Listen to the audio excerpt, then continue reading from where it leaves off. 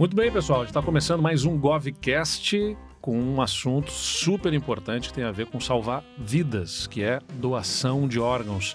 Aliás, agora em setembro a gente vai fazer uma grande campanha intensiva do governo do estado sobre doação de órgãos para sensibilizar as pessoas em relação a essa causa tão importante.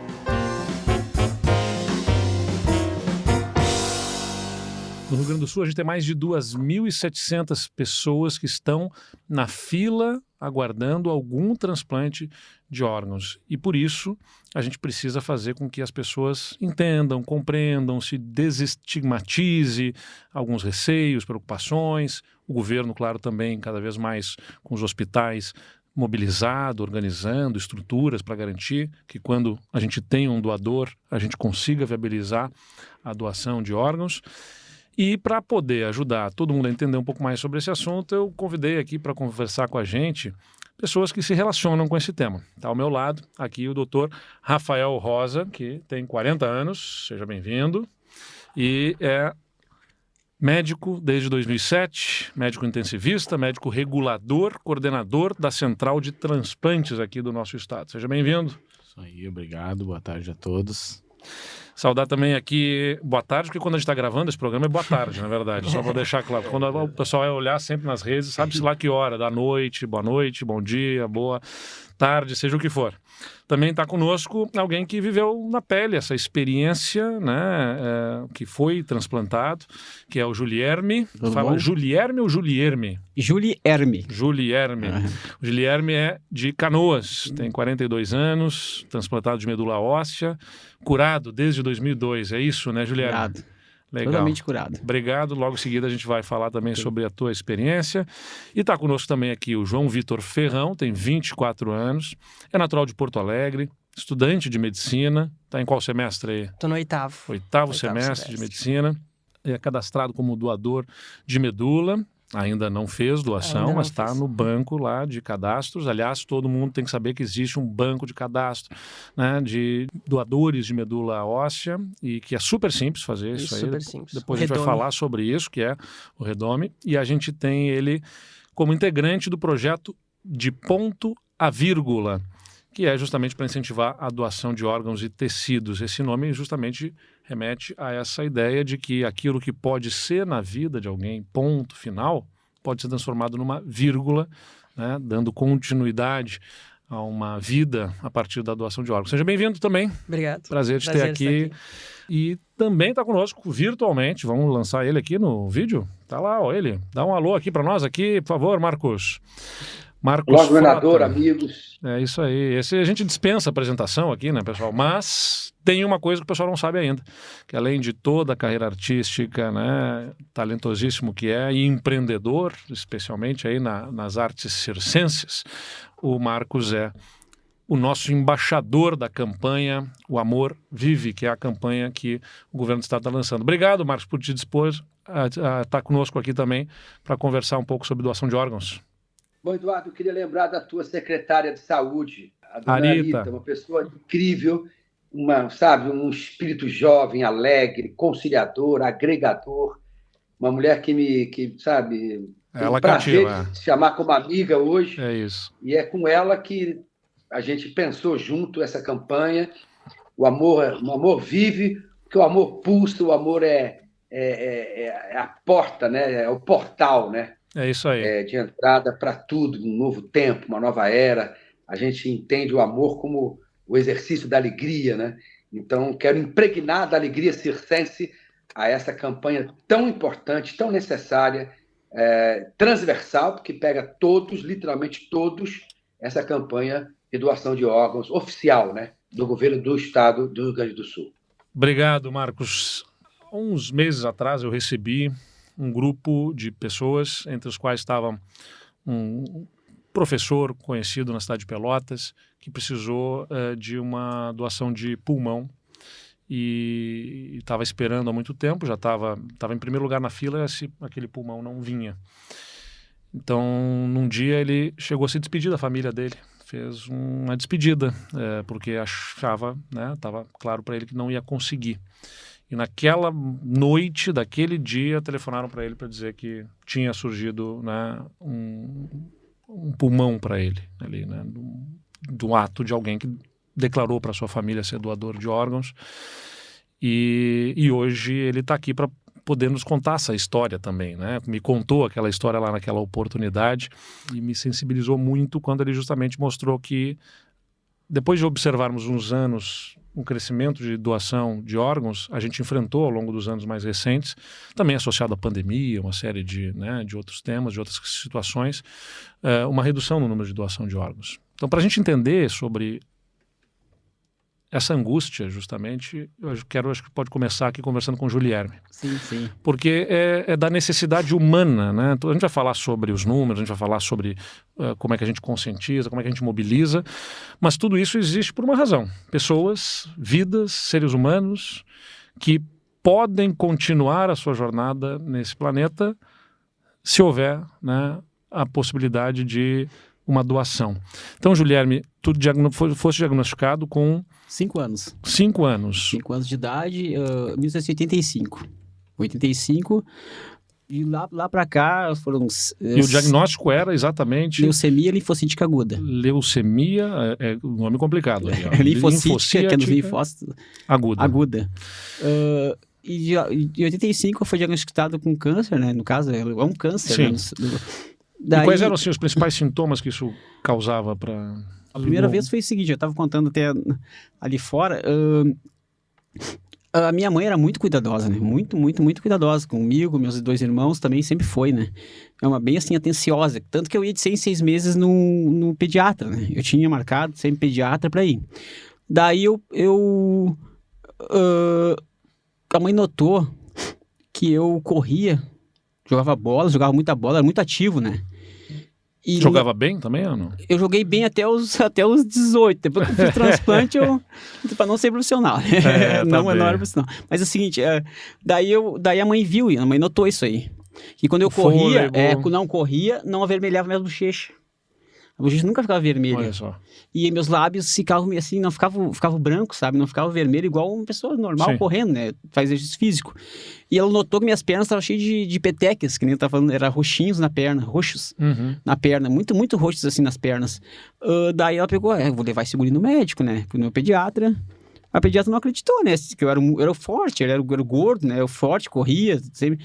E ela não acreditou nisso, né? Não acreditou. E aí faz os exames, faz o diagnóstico, e você teve que conviver com isso até os 18 anos para poder fazer o transplante, é isso? É, o primeiro transplante. O primeiro, na verdade. Eu fiz 2, né, na verdade. E o doador foi o irmão? Meu irmão mais novo. Deu 99% compatível. Sim. Sendo que nem somos gêmeos, né? Pois é, aí tá um tema, né? Porque quando vai fazer doação de medula, tem muita chance há uma chance maior de encontrar na própria família a compatibilidade. Sim. Acho que talvez aqui o Dr. Rafael pode até nos explicar um pouquinho melhor isso, mas também não é garantia que na família tenha essa compatibilidade, é isso, Dr. Rafael? Exato, a gente tem alguns tipos de transplante, no caso de medula, que é o autólogo, que é da própria pessoa para ela mesma, né? O não aparentado, né? Que aí entra naquele banco, e o aparentado, né? Então, a maior probabilidade é quando tem um parente, o sucesso maior, né? Quando tem um parente, um irmão, né? Às vezes pai, mãe, que tem a compatibilidade. Mas tem aqueles que não conseguem e aí vão para um banco nacional, né? De doação de medula. Aí vai encontrar alguém compatível que não é parente, né? Felizmente, o caso dele conseguiu encontrar o irmão. No caso, o Julierme conseguiu encontrar o irmão, mas fez o primeiro transplante. Sim. Mas teve que fazer um segundo. Por que teve que fazer esse segundo? Pela explicação que os médicos me deram, né?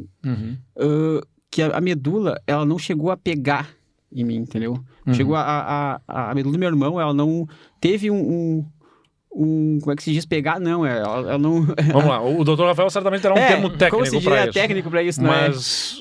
não chegou a veio no meu corpo e ela simplesmente sumiu.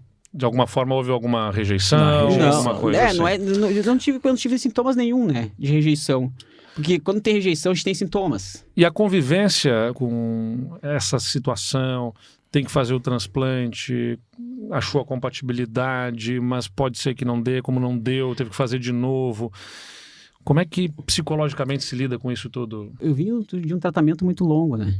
Foi quase toda a minha vida, né? Fazendo tratamento, quimioterapias e tudo mais? Quimioterapias. Eu fiz... ela recaiu 5 vezes a leucemia.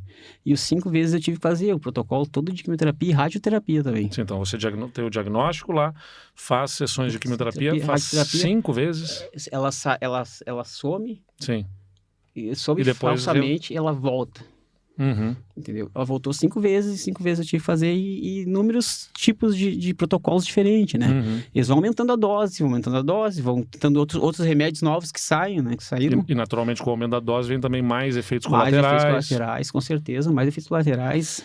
Chegou algum momento que tu pensaste assim que, puxa vida, não vou conseguir superar isso, tô cansado. Eu tinha 16 anos, eu tava contando a história, tinha 16 anos. E foi a primeira vez que eu tive medo. Medo real, sabe? Medo. Que eu ia falecer, Não né? ia resistir. Não ia resistir. Daí eu chamei o médico. E é porque assim, né? Quando ela voltou em tratamento, né? Eu ainda estava em tratamento e ela voltou. Eu peguei e fui obrigado a chamar o médico, né? Que eu não aguentava mais, porque muitas quimioterapias eu estava tomando. E cada vez mais forte, assim, na verdade. Mais forte. Daí eu entrei em desespero, assim, em pânico. E foi ali que falaram sobre fazer foi o transplante. O professor Bruneto, né? O doutor Bruneto, do Instituto do Câncer Infantil, né? Que foi bem atencioso, sempre é atencioso, né? Ele falou que era um processo paliativo a quimioterapia para mim. Não tinha mais o que fazer, né? Daí ele pegou e cogitou um transplante. Quando fez o exame da compatibilidade do teu irmão e apontou 99%... Eu fiz o exame antes. Eu já sabia que ele era meu doador bem antes. Sim. Só que nunca cogitaram um transplante para mim. Eles achavam que a minha quimioterapia poderia A minha quimioterapia, o que acontece? A quimioterapia em mim fazia um efeito bom. Sabe? Na leucemia. Só que ela voltava. Entendi. Entendeu? E aí depois fizeste um segundo transplante. Daí, assim, outro protocolo. 2002, é isso? 2002. O primeiro transplante foi um protocolo o transplante que geralmente fazem, né? Que é eles retiram o sangue da medula do doador. Claro, isso é geral, tudo, doador. E o doador fica, acho que naquela época, né? Ele fica internado 3 dias, né? Só, para recuperação. E lá eles colocam normal, como se fosse uma transfusão em mim. E o segundo transplante foi diferente. Eles tiraram só os linfócitos do meu irmão. Que é tipo uma máquina que faz hemodiálise. Mas é tipo assim, sabe? Aquela máquina que troca o sangue. O sangue todo volta pro corpo do doador, mas os linfócitos eles tiram, eles separam. E esse foi o segundo método, na verdade. Né? É o método mais perigoso, porque pode dar rejeição, né? E desde então... tu estás curado. Tô curado. É outra vida agora, na verdade. Outra vida. Voltou a jogar bola? Não, eu não jogo porque, assim, eu tive algumas sequelinhas, assim, né? Tanto quimioterapia, eu tomo remédio para afinar meu sangue, né? No caso. Daí eu evito jogar bola, né? E não... Sabe, aquele desejo que eu tinha de jogar bola já passou, sabe? Tá bem, só assiste Assistam futebol. muito. Tá bem. Torce pra quem? Eu torço pro Grêmio. Olha aí, ó, tá bem. Eu sou Chavante, eu sou Brasil de Pelotas. Tá. Nessa briga eu não entro. João Vitor, que tá conosco aqui também, estudante de medicina, e tivesse uma experiência de alguém próximo a ti, um amigo que perdeu a vida porque não conseguiu encontrar um doador de medula, é isso, né? Isso. A gente, em 2020, ali durante a pandemia, em março, o Eduardo tinha uma doença, era portador da fibrose cística, uma doença que afeta o pulmão, e ele entrou em março de 2020 na fila de transplantes, né? Que idade que ele tinha? Ele tinha, na época, 20 anos. A gente era colega desde pequeno. E em julho, ele teve uma piora do quadro, foi internado, voltou, ficou no oxigênio, e a gente sem poder ver ele, né, por causa da questão da pandemia e tal. Daí em julho ele foi internado e dia 21 ele veio a falecer. Foi bem rápido, né? Foi bem rápido. Então, da última vez que ele foi internado. Isso. E foi a partir daí que tu te inspiraste e disse, olha, não dá para assistir uma coisa como essa acontecer, uma pessoa com 20 e poucos anos perder a vida, sabendo que tem um caminho, né? Que é uma doação de órgão, seja qual for, né? E aí transformasse aquela dor numa força para criar um projeto, que é o de ponto a vírgula, Isso, na verdade. isso aí. Conta para nós sobre o projeto. Isso tudo, na verdade, a gente usa muito a palavra ressignificar, né?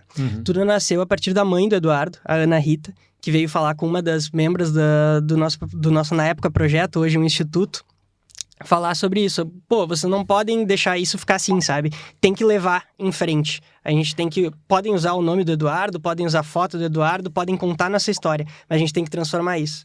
Daí ali no final de julho, início de agosto, a gente começou a trabalhar juntos, assim, todos os colegas do colégio, que a gente se conhece desde que tem 5, 6 anos, e trabalhando nessa ideia de criar alguma coisa, um projeto, na época, né, que hoje a gente tem orgulho de chamar de Instituto Eduardo Gittler, em homenagem a ele. Na época, né, começou nas redes sociais, porque a gente não tinha como fazer eventos fora. A gente criou, então, o de ponto a vírgula. Em 48 horas, a gente chegou a 2.000 seguidores. Daí a gente pensou assim, aqui a gente tem um portal de comunicação muito forte, né? Legal.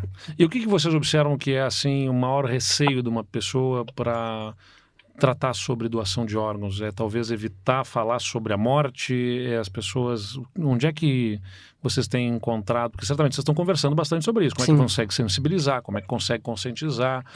Onde é que vocês entendem que melhor a mensagem tem que ser passada? É de tudo um pouco, na verdade, né? A gente começou achando que era tudo tabu. Que era tabu de pensar que o corpo do doador vai ficar desconfigurado. Não vai. Tem diversas técnicas que isso pode acontecer. Outra questão, além dessa questão do tabu, é que realmente as pessoas não querem falar de morte, né? E a gente foca muito no público jovem. A gente quer falar pro pessoal da nossa idade. Então, assim, o jeito que a gente comunica, a gente tenta comunicar sobre esse assunto que muitas vezes pode ser pesado, de uma forma leve, né? A gente quer falar sobre doação de órgãos, mas não sobre morte. A gente quer falar sobre vida. Então... Perfeito. Quando eu tinha 13 anos de idade, o irmão de uma colega minha de colégio faleceu ele tinha 15, por não conseguir um doador de coração, precisava não estar na fila de transplante por um coração. Chamava Eduardo também, por sinal, teu amigo chamava Eduardo, aliás, meu nome. E a família dele, especialmente o pai, liderou um processo de criação de uma instituição também, né, que era a ADOT, na verdade, Aliança Brasileira pela Doação de Órgãos e Tecidos. Ali eu comecei justamente a perceber mais fortemente a importância desse tema. Eu acho muito bonito quem faz, justamente pega um momento de dor e transforma nessa ressignificação que falaste aqui, em impulso para tocar na vida de outras pessoas, né? Porque é isso, tantas pessoas, tantas vidas podem ser salvas, né? E, então, parabéns aí a vocês. E nós certamente vamos precisar aqui, já vou falar para a Arita, que foi falado aqui pelo Marcos, nossa secretária, para se envolver também na nossa campanha aí que vem pela frente. Vai ser super importante contar com vocês. Muito obrigado, é muito importante pra gente esse portal de comunicação, esse canal, e vamos manter contato com a Arita. E o nome, como é que surgiu? De ponto a vírgula. Quem é que trouxe o nome? Eu sou estudante de medicina, né? A parte criativa não é tanto comigo. Pois é, mas também. Eu lembro que a gente tava assim, sei lá... Dependendo da especialidade, tem que ser criativo também. É verdade. Não. Com responsabilidade, naturalmente. A gente tava em uns 10, assim, que são os 10 fundadores, talvez um pouco mais, um pouco menos, não lembro o número exato. Na época, nas reuniões pela internet, a cada 40 minutos caía a reunião, voltava. E a gente ficou horas e horas e horas ali pensando, até que alguém falou assim, vamos transformar pontos finais em vírgulas. Transformar a morte num prosseguimento, na doação. E daí a gente pensou, vamos tentar achar alguma coisa nesse caminho. Daí alguém falou de ponto a vírgula. E foi. Maravilha. Ali engrenou, todo mundo se apaixonou. É isso aí. Eu acho que a pessoa tem que ter sempre clareza de que pode acontecer na família de todos nós isso, né? Acho que se todo mundo olhar um pouquinho à sua volta, vai perceber certamente casos semelhantes. E o que a gente mais quer é justamente isso, que não seja um ponto final, né? E para isso é muito importante que a gente consiga conscientizar, sensibilizar as pessoas. Aliás, Marcos, que está nos acompanhando aí, ouvir essas histórias aqui, acho que torna ainda mais impactante, né? Essa mobilização que você está fazendo. Levanta a câmera aí, Marcos, não estamos te enxergando. Então, Marcos, é bonito de ver essas histórias aqui e certamente acho que deixa mais especial esse movimento que a gente está fazendo aí sobre a doação de órgãos, né? Sem dúvida, é um assunto que tem que ter muita coragem, e eu falo da palavra coragem no sentido de agir com o coração. Então, todos nós estejamos imbuídos, sabe, de um espírito muito corajoso para que a fala da nossa campanha seja uma fala além da oportunidade, sabe? Além da necessidade, algo que realmente consiga tocar, desvendar, quebrar os paradigmas, os preconceitos, sabe? As dificuldades que as pessoas têm que falar, têm ao falar sobre esse tema, ou com qualquer outro tema ligado à saúde, ou a saúde mais urgente, ou a questão da morte, daquele momento, a família. Enfim, eu estou aqui ouvindo isso tudo e sonhando, sabe, com a possibilidade que a campanha se torne um mantra de lucidez, de conhecimento, de poder entrar pelos poros das pessoas, além da compreensão racional, sabe? Que a gente consiga quebrar realmente as portas, os portões, os muros que nos dificultam a um entendimento mais simples de tudo. Afinal, o amor vive e pulsa e tem que estar presente agora, mais do que nunca, sabe? Eu acho que essa é uma discussão, eu acho que essa é uma campanha que vai nos unir a todos. É isso aí. Eu não estou aqui... Eduardo, amigos que estão nos ouvindo aí, mas é uma campanha que vai muito além da minha vaidade, por exemplo, sabe? Da minha figura pública, da minha necessidade de estar sempre presente na mídia, sabe? Eu me sinto, assim, convocado como cidadão de um país que precisa amadurecer, que precisa ter uma consciência sobre todos os assuntos que interessam a nossa sociedade, um país tão maravilhoso, sabe, tão rico em possibilidades, que tem que aprender a dialogar. E o diálogo sobre a vida, o diálogo sobre a doação de órgãos, ele é muito, mas muito, mas muito necessário, oportuno, num momento como a gente está vivendo como um todo. Esse diálogo para todos os níveis da nossa sociedade. Temos que estar presente como um diálogo, como se fosse futebol agora, sabe? Vamos discutir o futebol além das nossas paixões, entendeu? Vamos discutir além a doação de órgão, além da nossa ignorância, ou além da nossa trava espiritual, que nos permite uma cegueira que tem que ser aberta, cara. Tem que ser quebrada isso agora. A gente tem que olhar para esse assunto com simplicidade e poder impregnar todos dessa necessidade do Brasil se tornar referência na doação de órgãos. Vamos diminuir essa fila, se Deus quiser, no país inteiro. Vai começar no Rio Grande do Sul e vai transformar isso numa onda que vai pegar o país inteiro, se Deus quiser. E tem, Marcos, uma frase que eu repito muito nas circunstâncias como essa, que ficou especialmente famosa no filme da Lista de Schindler. É uma frase que está presente num livro importante para os judeus, que é o Talmud, né? E que diz: aquele que salva uma vida, salva a humanidade inteira.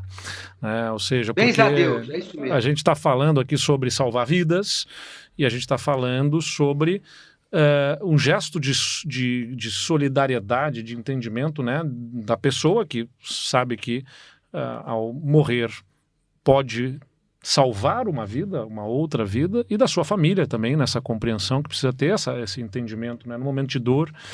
Então, claro que tem por trás toda uma questão também técnica, estrutura, para poder garantir isso acontecer. E está conosco aqui justamente o Dr. Rafael, que é nosso coordenador da Central de Transplantes, e que pode nos trazer algumas informações. A primeira, né, fazendo essa ligação com o que a gente está falando aqui, no que observa que está assim quando um familiar tem que tomar uma decisão, né, tem aquele momento justamente, está vivendo o luto, o momento da perda, e tem que tomar uma decisão importante, né, sobre se vai fazer a doação de órgãos ou não. Onde é que você observa que está alguma resistência, às vezes passa despercebido, às vezes a pessoa não chegou a ponderar, a pensar? Como é que vocês percebem isso? Bom, esse é o momento quando uma pessoa morre, né, numa condição de morte encefálica, né, que permite a doação dos órgãos. É um momento normalmente muito frágil para a família. É um momento em que a família tá ali muitas vezes não esperava um evento trágico, um acidente automobilístico, né? Às vezes uma queda, um acidente, né, de bicicleta. Então é um momento frágil para a família. Essa família tem que ser acolhida desde a chegada no hospital. Essa família tem que ser acolhida na emergência, né? Quando acontece a morte cerebral, é um evento que a família vai colocando como se fosse uma mochilinha, né? De tudo que está acontecendo, né? Vai processando. Vai processando. Então, quando acontece isso e a gente tem a equipe preparada no hospital para explicar todo esse processo de morte cerebral, quando a família foi acolhida, as famílias são solidárias. A gente tem que entender aquela família como uma tempestade de sentimentos acontecendo naquele momento. Tem gente que reage chorando, tem gente que reage, né, esbravejando, tem gente que está negando, não acredita naquele momento.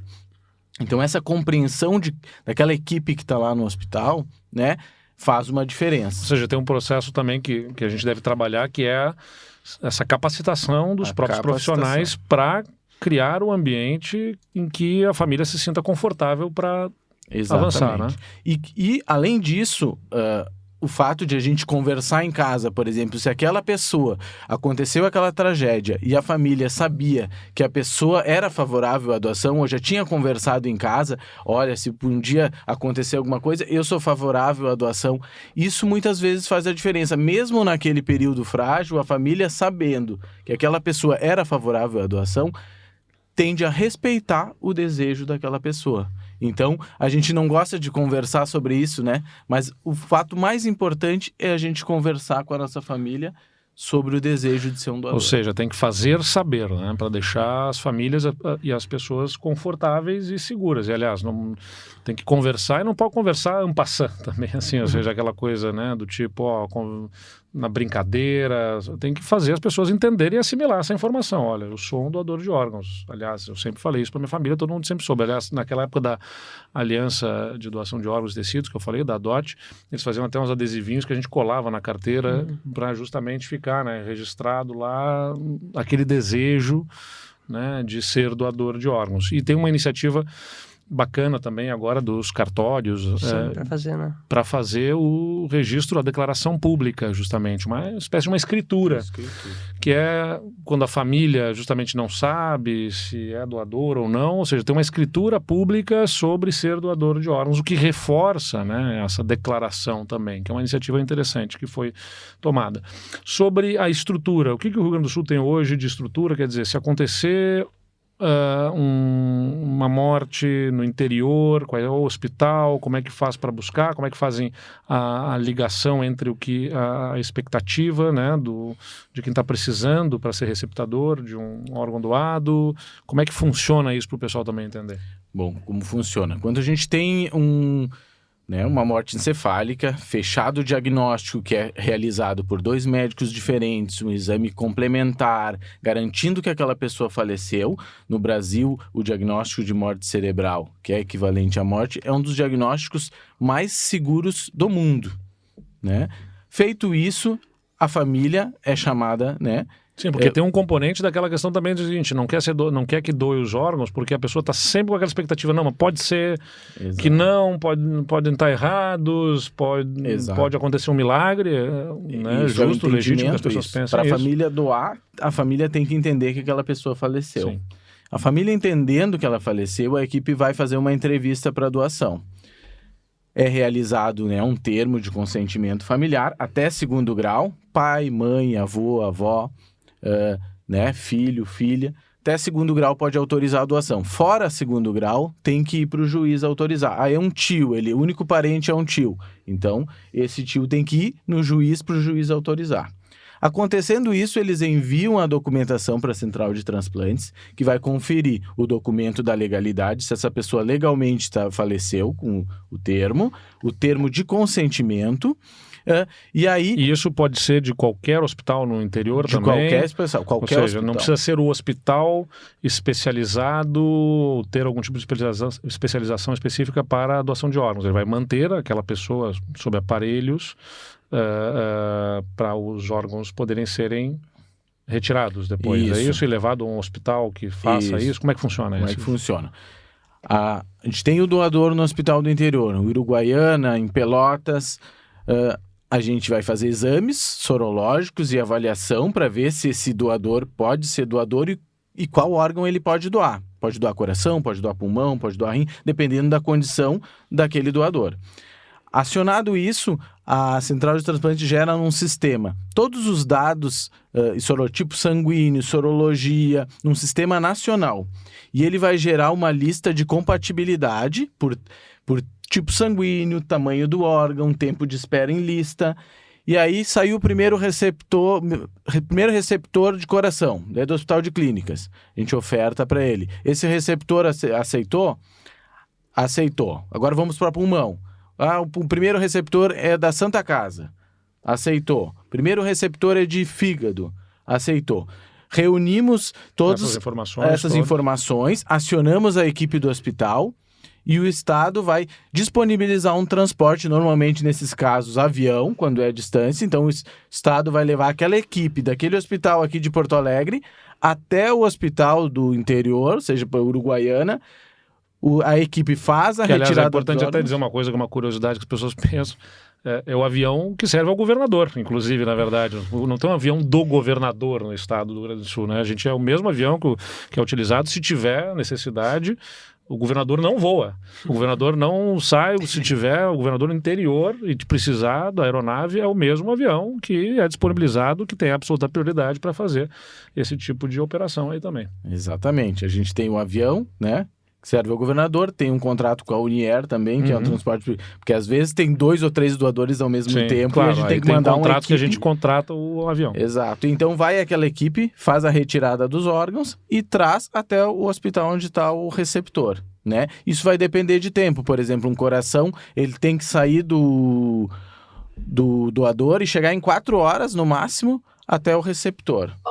Pulmão, em 6 horas eu tenho que retirar do doador e colocar no receptor. Fígado, no máximo 12 horas.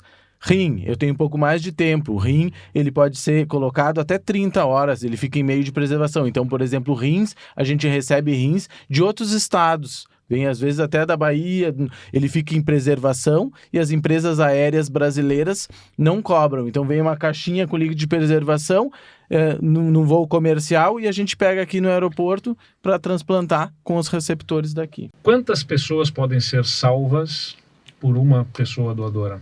Olha, uma pessoa doadora pode salvar até 8 vidas, às vezes até mais que 8, né? Pode doar coração, pulmão, fígado, rins, córneas, pele, válvulas cardíacas, tendões, ossos.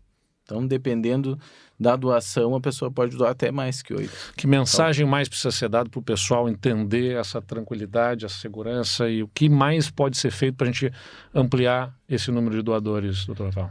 Eu acho que todos esses momentos e espaços em que a gente tem para conseguir desmistificar, né, essas dúvidas do processo de doação, seja com os jovens, né, seja no espaços, né, no espaço de governo, seja ouvindo a fala, né, de alguém que já foi transplantado, alguém que está em lista de espera. Às vezes a gente, né, fala sobre a importância de doação, mas não tem nada né, mais significante, né, do que ouvir alguém falar, né, que foi transplantado e toda essa luta que a pessoa passa, né, todo esse desafio que é alguém em lista de espera. É isso aí.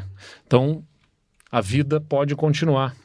E é ponto e vírgula, na verdade, de ponto a vírgula para os dois lados, na verdade, né? Para quem precisando de um órgão, precisando de um transplante, vai continuar vivendo, e para quem morreu, mas que fica, né, na verdade, um legado para a vida de uma outra pessoa e que, sem dúvida nenhuma, dá conforto, inclusive, para a família que entende, que compreende isso, tenho certeza que é uma forma de se reconfortar no momento de dor, de perda, saber que aquela morte acabou significando a vida para alguém. Por isso que é a nossa mensagem aqui, né, Marcos, que a gente deixa para todo mundo que está nos assistindo nesse Govcast aqui, que a gente pode fazer a diferença, né, na vida das pessoas. E a primeira coisa, o mais importante, é fazer todos à nossa volta saberem que nós somos doadores de órgãos. Isso é fundamental, avisar a família, conversar com tranquilidade, para a gente aumentar esse número de doadores e assim salvar muitas vidas. Obrigado a todos vocês que estiveram conosco aqui. Querem deixar mais alguma mensagem? Claro. Por favor, fala aí, Falem João com suas Vitor. famílias sobre a doação de órgãos. Olhem lá no Instagram, nossa página, @de_ponto_a_vírgula, para saber. A gente tem desde manuais sobre como falar com a família, sobre repercussões no corpo, como funciona todo esse processo. Recomendo que chequem nossa página e falem com suas famílias. É isso aí, já vou seguir lá, de ponto a vírgula, é isso? Aí, no Instagram? Isso aí. E nas outras plataformas também? A gente também tem TikTok agora e também tem o Twitter. Boa, isso, pra gente não ficar fazendo propaganda só de uma plataforma aqui, a gente fala das outras plataformas também. De ponto a vírgula, então vou seguir lá. Julierme. Eu só tenho uma coisa para falar. Doe órgãos porque salva vidas. É isso aí. Obrigado, Julierme. Doutor Rafael? Bom, agradecer o espaço aqui, dizer que a gente está imbuído, o Estado, né, como um todo, na melhoria da doação de órgãos, né, em diversas atividades, seja na capacitação, seja no treinamento, né, seja na divulgação dessa campanha linda que eu tenho certeza que vai sensibilizar todo mundo aí, e avise sua família, né, seja um doador de órgãos. Marcos, tua palavra final aqui, agradecendo mais uma vez a tua disponibilidade para estar com a gente e também de ser o nosso embaixador da nossa campanha, O Amor Vive. Bom, estamos preparando então a campanha com a equipe toda da SECOM, a Secretaria de Comunicação aí do gabinete do governador. Está todo mundo muito empenhado, está todo mundo muito disponível. Há um entusiasmo, o entusiasmo é a alegria da alma. Estamos preparando um lançamento para essa campanha no Circo Mirage, no Mirage Circos, agora no finalzinho de agosto, comecinho de setembro, um grande evento para colocar luz, alegria, entusiasmo, compromisso, disponibilidade, prontidão para divulgar essa campanha que tenho certeza absoluta que ganha um novo ânimo agora, uma nova estrada, um novo caminho, uma nova esperança para muita gente que vai doar e para muita gente que vai receber os órgãos. O Amor Vive, salve essa campanha que nasce no Espírito Santo, mas que com certeza, que nasce no Rio Grande do Sul, mas que com certeza vai abraçar o Espírito Santo e ao país inteiro. Boa, um beijo, aí, Eduardo, parabéns por tudo, parabéns pela tua equipe e a todo mundo, muito boa sorte, sabe?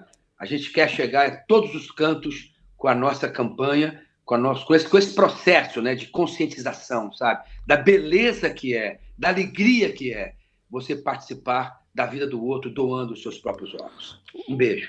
O ato falho está justificado duplamente. O Espírito Santo sempre nos acompanha, na verdade, né? E também porque o Thales, o meu namorado, é do Espírito Santo. Então tá tudo já meio em casa aí, na verdade, Marcos. Obrigado. E é a presença do Espírito Santo que rege a nossa campanha, você pode ter certeza disso. Sem dúvida, sem dúvida. Obrigado pelo carinho de todos. E fica a mensagem, né, para aqueles que não falaram sobre isso em casa, falem, comuniquem, divulguem a campanha, né, as campanhas, porque tem a campanha do governo, tem a campanha da organização da De Ponto a Vírgula e tem tantas outras campanhas, gente que se mobiliza. Compartilhem essas mensagens, falem sobre esses temas com as pessoas ao seu redor, para que a gente consiga mobilizar, conscientizar e salvar muitas vidas. Valeu!